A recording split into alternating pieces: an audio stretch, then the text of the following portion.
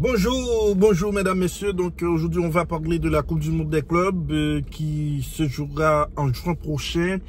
La Coupe du Monde des clubs qui réunira pour la première fois 32 clubs de différents continents bien sûr, avec bien sûr des équipes qui ont remporté les compétitions continentales bien sûr.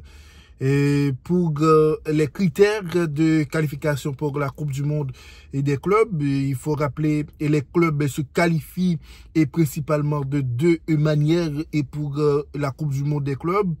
Un, vainqueur des compétitions et continentales majeures, les clubs ayant remporté les principales compétitions de leur confédération entre 2021 et 2024 obtiennent une qualification directe.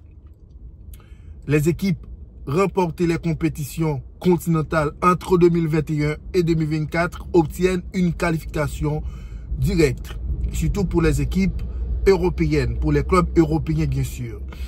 Et deuxième critère, et classement est sur une période de 4 ans et pour les confédérations disposant de plusieurs places, les clubs sont sélectionnés en fonction de leurs performances accumulées sur cette période selon un système de points attribués lors des compétitions continentales. Mesdames, messieurs, donc c'est les critères pour participer à la Coupe du Monde des clubs. Et puis, limite et par pays et pour participer à la Coupe du Monde, une restriction et s'applique un maximum de 2 clubs par pays et peuvent participer, sauf si et plus de 2 clubs de la même association remportent leur compétition continentale. Cette règle vise à assurer une représentation diversifiée des pays au sein de chaque confédération. Et pour les cas de UEFA, et UEFA qui a 12 places pour UEFA dans cette Coupe du Monde des clubs, et UEFA qui a 12 clubs dans cette compétition, les 12 clubs européens qualifiés sont sélectionnés selon 2 principaux critères. Écoutez bien mesdames, messieurs. Les 12 clubs européens qualifiés sont sélectionnés et selon 2 principaux critères. Les vainqueurs de la Ligue des Champions entre 2021 et 2024, les équipes les mieux classées dans le coefficient UEFA des clubs basé sur leur performance en Ligue des Champions et en Ligue Europa. C'est pour ça l'UEFA a plus de représentants dans cette Coupe du Monde.